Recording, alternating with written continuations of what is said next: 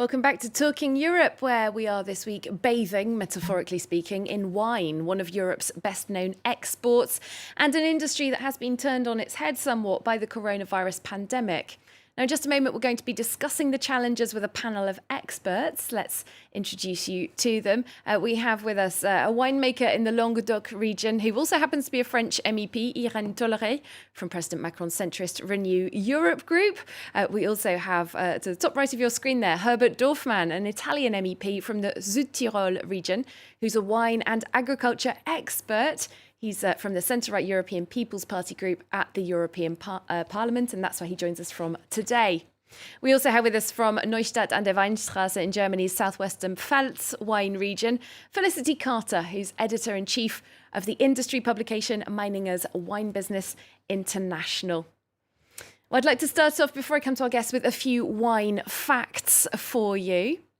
Now, 16 of the EU's 27 member states produce wine in red, white, rosé, even grey, and of course sparkling varieties. You can see the countries on your screen right there.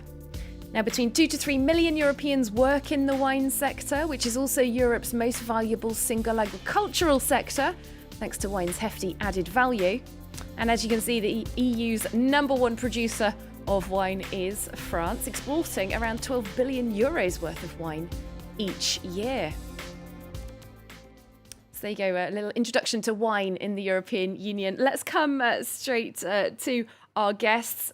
Thanks all for being with us. France 24's reporters have been out in the vineyards and wineries looking closely at how wine producers have been coping with the pandemic. Irène Tolleré, you actually are involved in that yourself, as I said, normally producing 35,000 bottles of wine every year.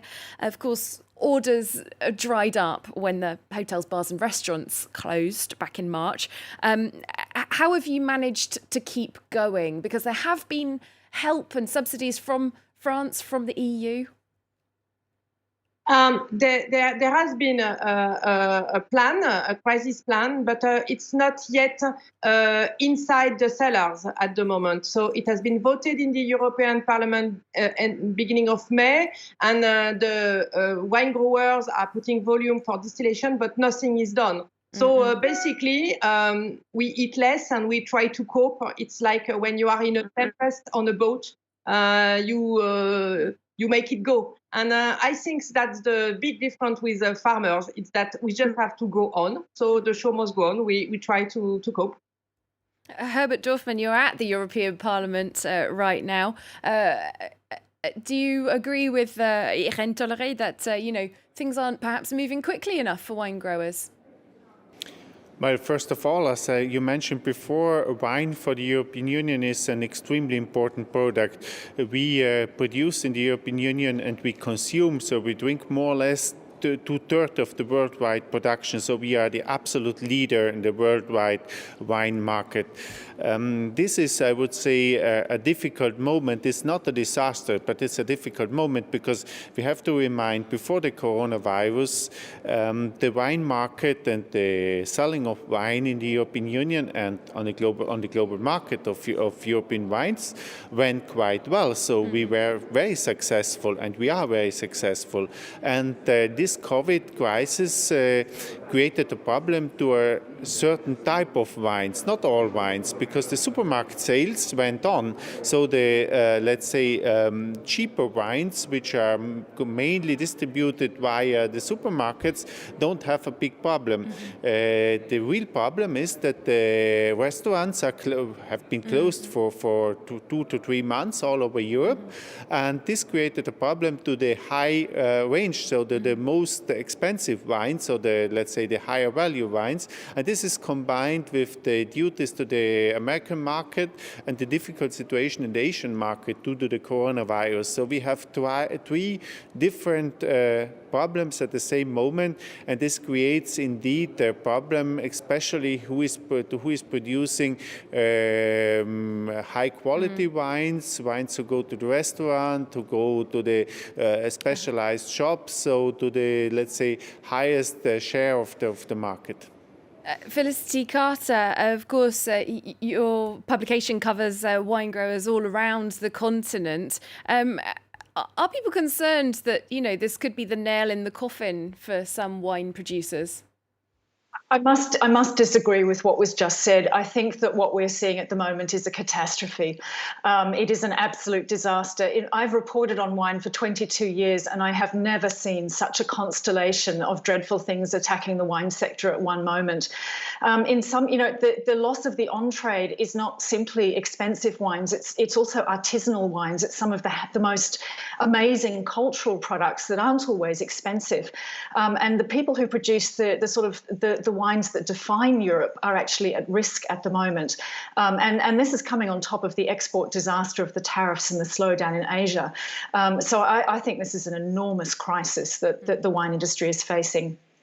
So Felicity, if I just stay with you, what particular areas need the most urgent help? There has been money from the French government, for example, for distilling wine into high-grade alcohol for other uses. Not been so much money for storing wines. How do you think things could be helped?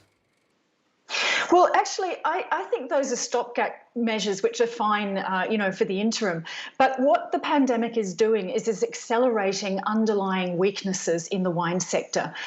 Specifically, the wine sector from the outside looks very glamorous and very hospitable, and it is those things, but it's a very low margin, very difficult business. And for some years now, there's been a growing problem with profitability, particularly in France. I mean, the French industry is actually contracting. And another problem is that people are aging out of the industry, and their children don't want to take over the wineries and the vineyards because there's not enough profit in it. So what's really needed urgently is more help for marketing, for developing the domestic markets, for raising the value, for making consumers understand the value of these very important cultural products, and also export help for new markets. So crisis distillation will help in the moment, but it won't help those underlying issues. Well, let's come back to Irène Tolleré, who's at the heart of some of those issues you mentioned, the French wine industry. Do you agree that once this crisis is over, you're not necessarily out of trouble? Would you like to see long-term the French and European policy for wine industry changed in the ways that Felicity's mentioned? I completely agree with what Felicity has just said, because we also need to see the domino effect of this crisis. Because of the lockdown, restaurants have shut down. Some restaurants will not reopen. And at the moment, we hear that 30% of restaurants worldwide could have difficulties reopening. That means a shrinking of the global wine market of about 30%. But the vineyards, we have them. So we need to carry on and produce. So developing new markets and also working on the internal market.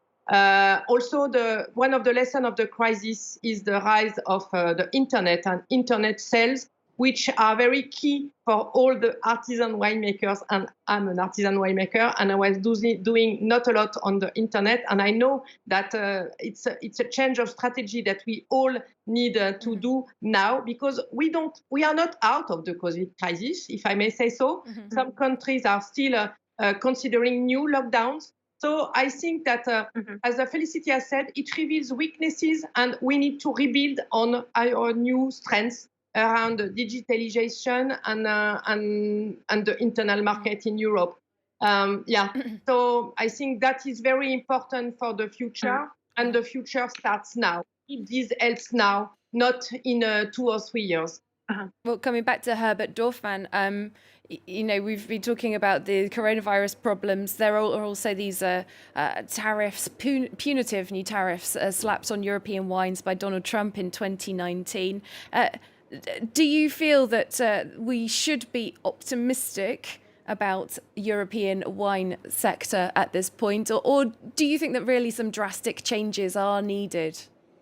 I have to say I remain optimistic on the long term. I think we have excellent products in the European Union.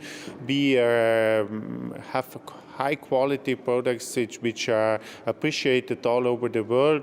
And as I said before, we were successful on the worldwide market before the COVID crisis. But now, for sure, we are in a complicated situation, and we tried here from the European Union side to give answers to this. We did 2 delegated acts, so twice we intervened with legislation, and we will have in the next days a 3rd one.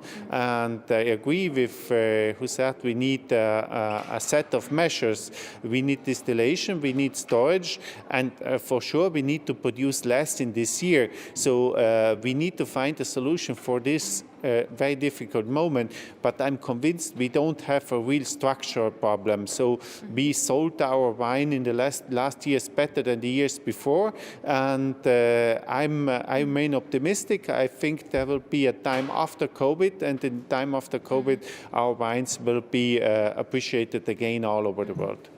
Okay, unfortunately, I don't have time to come with the same question to my other 2 guests, but I'd like to thank you all very much for giving us your thoughts on this coronavirus crisis and its impact on the wine industry. Irene Dolleray, Herbert Dorfman and Felicity Carter, thanks all very much.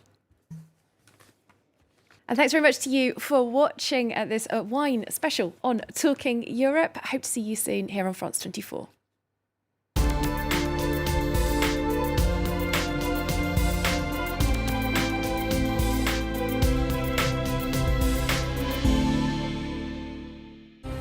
Some of the world's most influential people talk to France 24. Government cannot do much promotion of human value. Politicians. E acho que sem política não há democracia. Scientists, athletes and artists. Nous, les femmes, si on se serre les coudes, on peut vraiment avoir une action très très positive sur le monde. The American Film Festival in Deauville. Get all the insight. The government is still spying. And the voices that matter on France 24. Liberté, égalité, actualité.